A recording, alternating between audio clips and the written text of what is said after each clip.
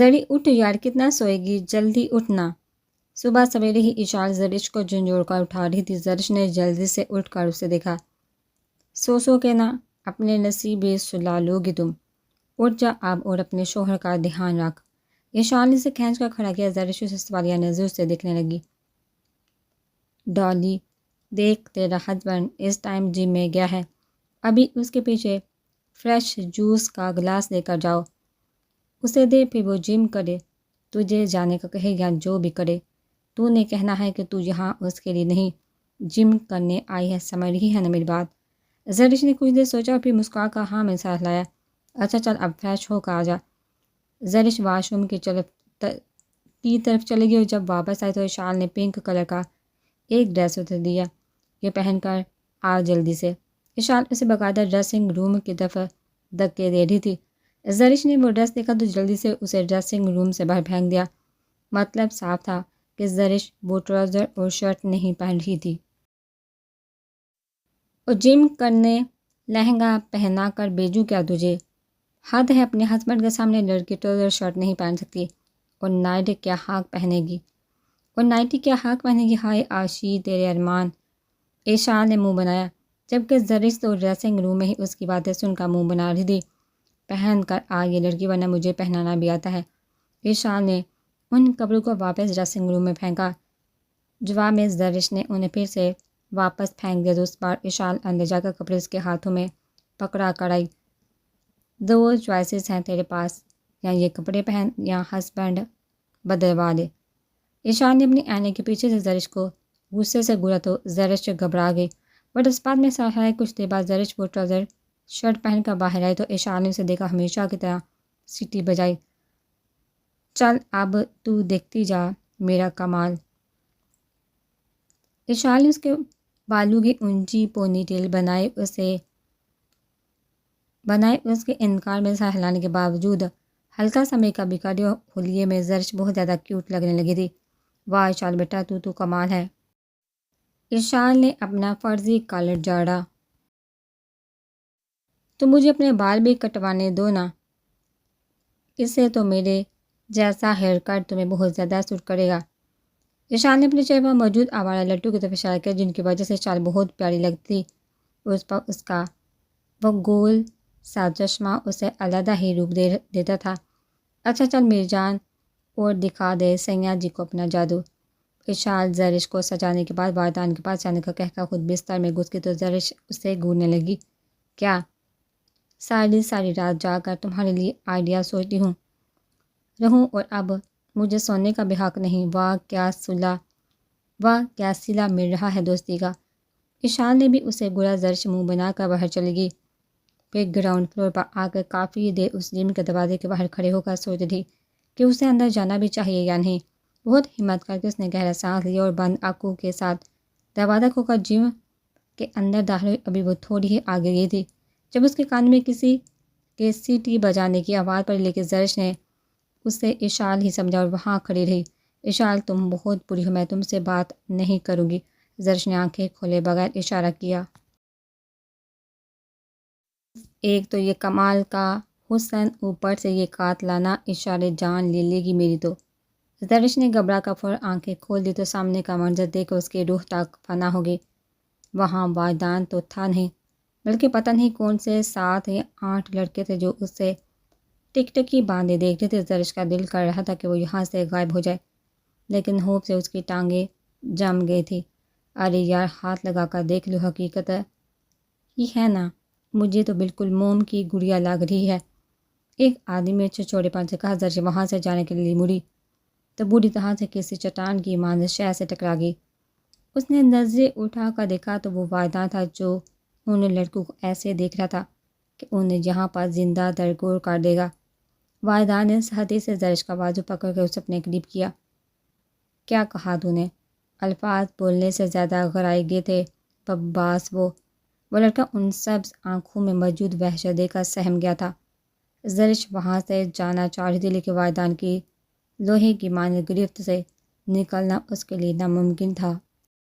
بیوی ہے یہ میری، اپنی آنکھوں اور زبان قابو میں رکھنا ورنہ ان کو اکھاڑ کر اپنی دیواروں کی زینت بنا دوں گا تاکہ میری بیوی پر اٹھنے والی ہر نگاہ کو اپنا انجام معلوم ہو جائے۔ اس گھرانے پر نہ صرف وہ لڑکی بلکہ زرش بھی کام کر رہ گئی تھی۔ والدین غصے سے اسے کھینچ کر وہاں سے لے آئے، لاؤنج میں لا کر ایک جھٹکے سے اسے چھوڑا۔ کیوں گئی تھی تم وہاں؟ زرش نے اس کے چلانے پر خوف سے اپنی آنکھیں بند کر لی، اور تبھی والدین کی نظر اس کے حلیے پر پڑی سلیو لیس شرٹ میں دودھیائے بازو چلک رہے تھے، جبکہ اس گلابی ٹروزر شرٹ اور ہلکے سے میک اپ میں خود بھی دمکتا گلاب لگ رہی تھی۔ یہ کیا پہنا ہے تم نے؟ ہمت کیسے ہو تمہاری خود کو ایک شو پیس بنا کر ان کے سامنے جانے کی؟ والدین نے اس کے قریب آ کر اسے دونوں بازو سے پکڑ کر اپنے مقابل کھڑا کیا۔ زرش اس کی آنکھوں سے نکلتے شرارت سے اتنا ڈر گئی تھی کہ بازو میں پیوست ہوتی اس کی انگلیاں وہ محسوس ہی نہیں کر رہی تھی۔ آئندہ اگر تمہارے جسم کا ایک بھی حصہ نظر آیا یا تم نے ایسا لباس پہنا تو تمہاری کھال ادھیڑ کر رکھ دوں گا، آئی سمجھ؟ زرش نے سہم کا فوراً ہاں میں سر ہلایا، جبکہ والدین کے پورے بدن میں جلن کا احساس غصے کا لاوا بن کر گھوم رہا تھا۔ والدین نے اس کے منہ کو سختی سے دبوچا۔ کسی اور کی نظروں کے لیے نہیں ہو تم، نہ ہی کسی اور کا حق ہے تم پر۔ اپنے آپ کو چھپا کر رکھو ورنہ تمہیں پرندوں کی مانند قید کر دوں گا۔ والدین نے اسے ایک جھٹکے سے چھوڑ اپنے بالوں میں ہاتھ پھیرتا وہاں سے چلا گیا، جبکہ زرش ابھی بھی سہم کر صوفے پر بیٹھی رو رہی تھی۔ سادگی سمے سے باہر تھا کہ وہ کیا کرے۔ یہ اسکندر کا معاملہ اس کی زندگی میں بہت زیادہ اہمیت رکھتا تھا۔ آخرکار یہ اس کا پہلا مشن تھا، لیکن اس میں بھی ابھی تک انہیں تھوڑی سی بھی پروگرس نہیں ملی تھی، اور اب تو اسکندر نے مزید ایک جان لے لی تھی۔ سب تو اس ڈاکٹر کی موت کو خودکشی کہہ رہے تھے، لیکن کوئی کیوں کر کسی وجہ کے بغیر خودکشی کرے گا، وہ بھی شہر سے دور سنسان جگہ ہر جا کر۔ ارے ایجنٹ جی آ گیا آپ، اچھا ہوا مجھے شاپنگ پر جانا ہے۔ ایشان نے اس کے پاس آ کر نئی ہی فرمائش کی تھی۔ تمہیں پتہ ہے کہ تمہارے اس اسکندر ہر شہر میں ایک آدمی کو مار ڈالا، اور تم ایسے حالات میں باہر جانے کی بات کر رہی ہو؟ بالکل بھی نہیں، سعد نے صاف سیدھا انکار کیا۔ اشال نے منہ بسو لیا۔ ضروری ہے جانا پلیز، اشال نے بہت پیار سے کہا۔ نو اشال کو پل بھر میں گھسایا۔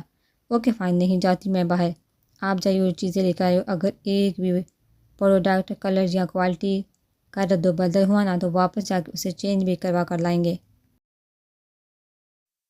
اشال نے جلدی سے ایک لسٹ بنا کر سعد کے ہاتھوں میں تھما دی، جس میں ایسی میک اپ کی چیزیں کے نام تھے جو سعد شاید پہلی مرتبہ پڑھا تھا۔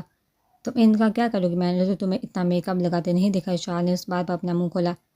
اس کا مطلب آپ مجھے اتنے غور سے دیکھتے ہیں؟ اپنی اکھیوں کو ذرا سا کنٹرول میں رکھیے ایجنٹ جی۔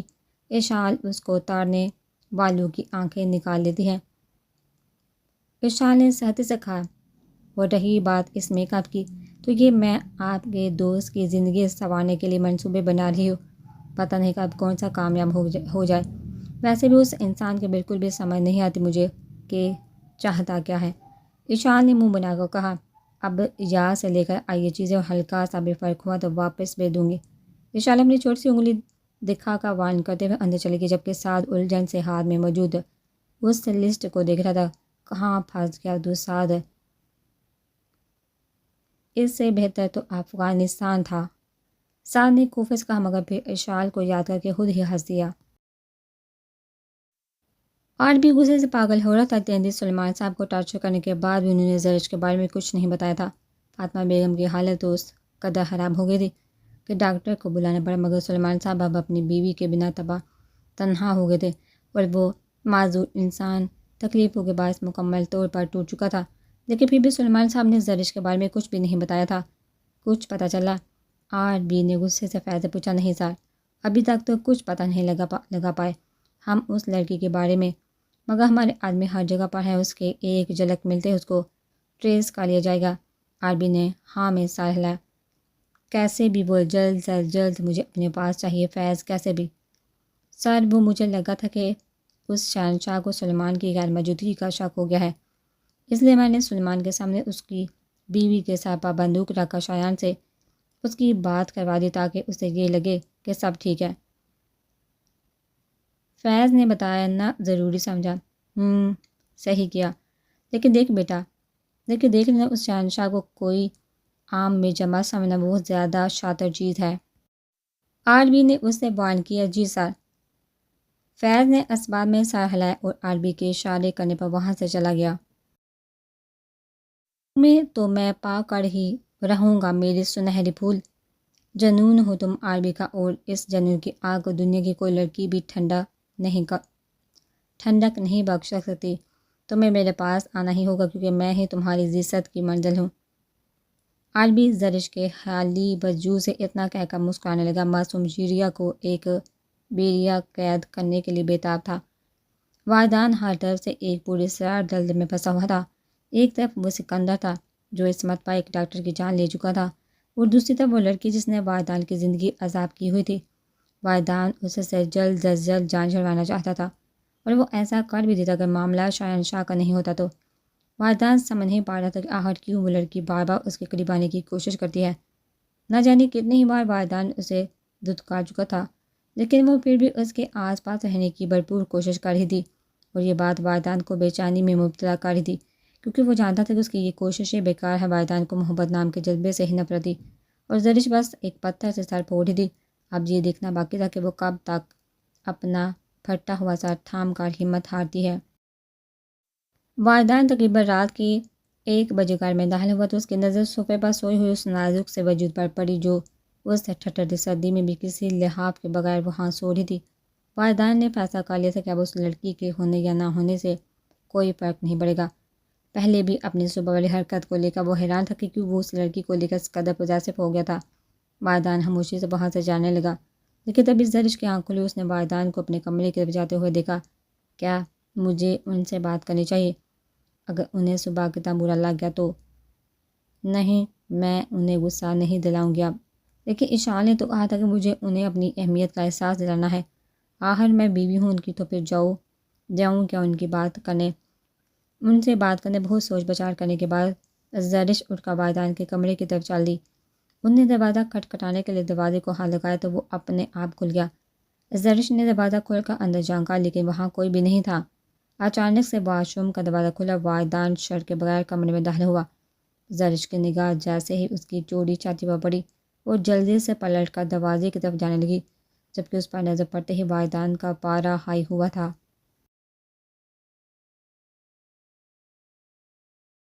رکو! وادان کی آواز پر زرش رک گئی تھی، لیکن پلٹی نہیں۔ وادان خود ہی چل کر زرش کے سامنے آیا، اور اب وہ اس کی زور سے مچی ہوئی بند آنکھوں کو دیکھ رہا تھا۔ کیوں آئی ہو تم یہاں؟ وادان نے غصے سے اپنے دانت پیس کر پوچھا، جبکہ اس کی غصے سے بڑی آواز سن کر زرش کی روح تک کانپ گئی تھی۔ آپ کو کھانے کا پوچھنے آئی تھی، زرش نے آنکھیں کھولے بغیر ہی اشارہ کیا تھا۔ اور کس نے کہا تمہیں ایسا کرنے کو؟ جواب دو! زرش سے کوئی جواب نہ پا کر وادان نے سختی سے کہا تو زرش نے اپنی آنکھوں کو مزید زور سے بند کر لیا۔ بیوی کا فرض ہے کہ وہ اپنے شوہر کا خیال رکھے۔ زرش نے بہت آہستہ سے اشارہ کیا۔ وہ اچھا، یعنی بیوی کے فرائض بخوبی سمجھتی ہو تم؟ زرش نے جلدی سے ہاں میں سر ہلایا۔ اچانک ہی وادان نے اس کی کمر میں ہاتھ ڈال کر اسے اپنی طرف کھینچا۔ زرش نے ہڑبڑا کر اپنی آنکھیں کھول دی۔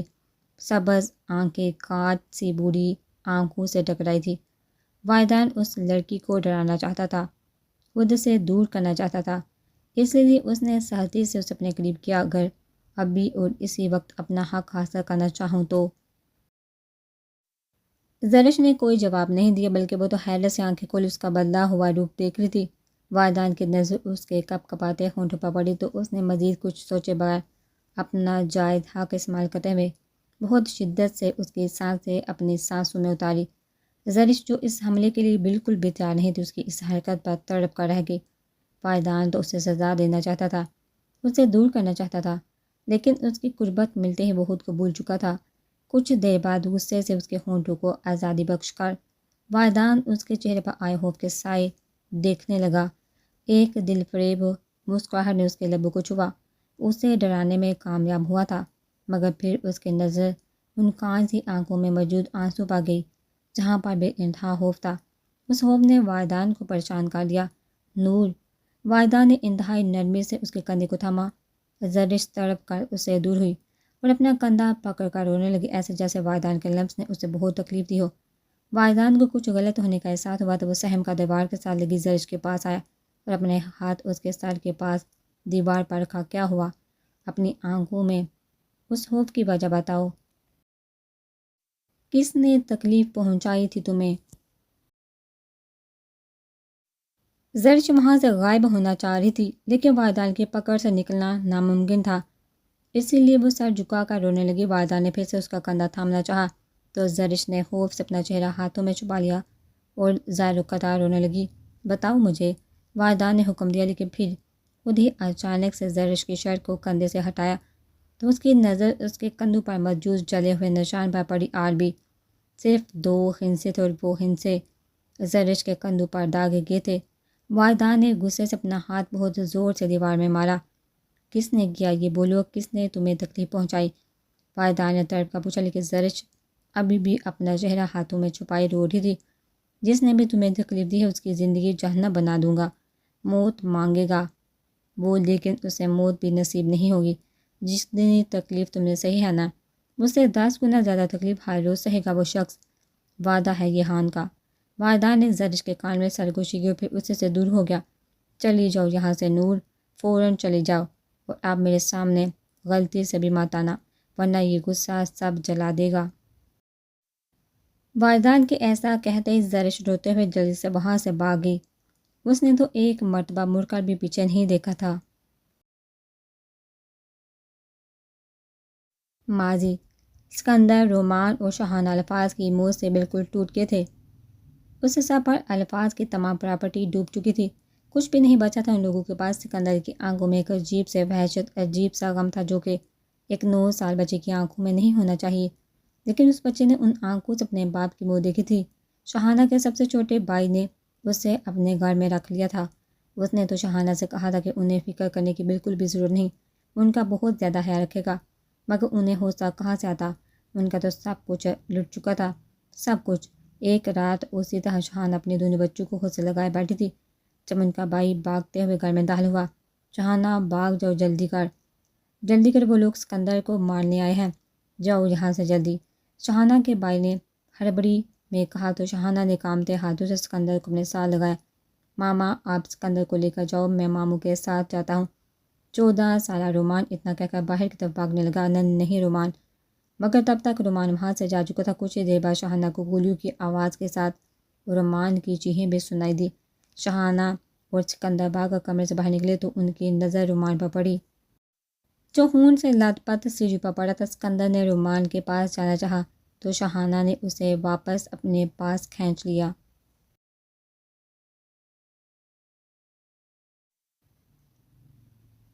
وہ رہی وہ دونوں، ایک آدمی چلا کر کہا تو شاہانہ نے سکندر کو اپنے ساتھ لپٹایا اور پچھلے دروازے سے بھاگی۔ وہ اپنے شوہر کو تو کھو چکی تھی، اب ان کی نشانی کو بھی نہیں کھونا چاہتی تھی۔ وہ کسی بھی شے کی پرواہ کے بغیر بھاگتی رہی تھی، اپنی اور اپنی بیٹی کی حفاظت کی دعا مانگتی رہی تھی، لیکن پھر بھی وہ شیطان ان دونوں کو پکڑ کر قید کرنے میں کامیاب ہو گیا تھا۔ شاہانہ کا دل کر رہا تھا کہ وہ سکندر کو اپنے اندر چھپا لیتا کہ اسے کوئی کچھ نہ کر پائے، مگر ایسا ناممکن تھا۔ جب وہ شیطان کمرے میں آیا تو شاہانہ نے سکندر کو خود میں بھیج لیا۔ ارے شاہانہ جی، پریشان مت ہو، ایسے نہیں مار سکتا آپ کی بیٹی کو۔ پہلی الفاظ صاحب کے وکیل کی وجہ سے ان کی موت کا شک مجھ پر آ رہا ہے، اب اگر ان کے بیٹے کو بھی گولی مار دوں گا نا تو وہ شک تو یقین میں بدل جائے گا، اس لیے میں نے کچھ اور سوچا ہے۔ شہرازی مکروہ سی ہنسی ہنسنے لگا۔ کیا ملے گا تمہیں یہ سب کر کے؟ پلیز میرے بیٹے کو چھوڑ دے خدا کے لیے۔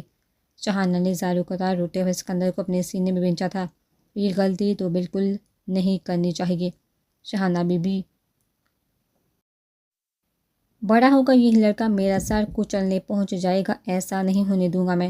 اور ویسے بھی اگر ہم اتنا سب سوچنے لگ جائیں گے تو ترقی کہاں سے کریں گے؟ زیادہ دولت اور سکون کے لیے زیادہ محنت بھی تو کرنی پڑتی ہے۔ کاش الفاظ نے میری بات مانی ہوتی تو، لیکن اسے ملک عزیز تھا۔ شہراز نے افسوس سے سر جھٹکا دیکھ لیا۔ بچے، سچائی اور انصاف کی راہ پر چلنے کا انجام ایسا ہی ہوتا آیا اور ایسا ہی ہوتا رہے گا۔ شہراز نے سکندر کو کھینچ کر شاہانہ سے جدا کیا۔ شاہانہ نے سکندر کو پکڑنے کی کوشش کی تو شہراز نے سکندر کو چھوڑ کر شاہانہ کو اپنی گرفت میں لے لیا۔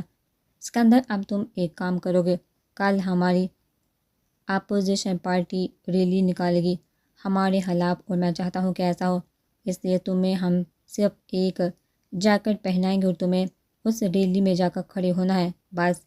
شہراز کی بات سمجھ کر شاہانہ بری طرح سے کانپنے لگی۔ نہیں سکندر، نہیں۔ سکندر نے بے بسی سے اپنی ماں کو دیکھا۔ اگر تم نے میری بات نہیں مانی تو میں تمہاری ماں کو بھی مار دوں گا۔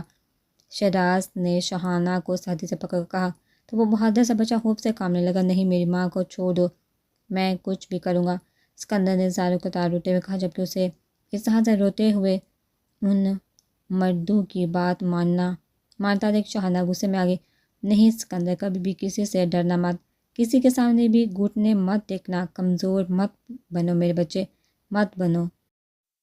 شاہانہ نے بری طرح سے روتے ہوئے کہا، گھٹنوں پر بیٹھو بچے، اور پھر کہو کہ میری بات مانو گے۔ شہراز نے ایک چاقو شاہانہ کی گردن کے پاس رکھا کہا تو سکندر فوراً اپنے گھٹنوں پر بیٹھ گیا، جبکہ اپنے بیٹے کو کمزور پڑتا دیکھ اس ماں میں ایک عجیب سی طاقت آئی تھی۔ اس نے اپنا پورا زور لگا کر شہراز کے ہاتھوں سے چاقو چھین کر اس کے پیٹ میں مارا۔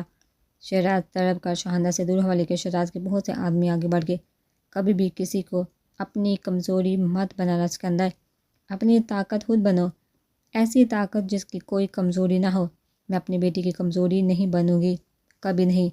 شاہانہ نے زارے کو ہوتے ہوئے اتنا کہا اور وہی تیز دار چاقو اپنی گردن پر چلا دیا۔ ماما، سکندر چلائے اور زارے کو روتے ہوئے اپنی ماں کی زمین پر پڑے وجود کو دیکھنے لگا، اور اسی طرح شہراز کے اشارہ کرنے پر وہ لوگ سکندر کو وہاں سے لے گئے۔ اس بت بنے بچے کے جسم میں ایک بامب پہنائے گا اور اس بامب کو ایک جیکٹ سے ڈھانپ کر اسے کافی بھیڑ کے پاس چھوڑ کر واپس چلے گئے۔ سکندر اپنے باپ، ماں، بھائی سب کو کھو دینے کے بعد مردوں کی طرح چلتا رہا تھا۔ آنکھوں میں آنسو کی بجائے پچھلے ایک ہفتے کا گزرا ہر منظر دوڑ رہا تھا۔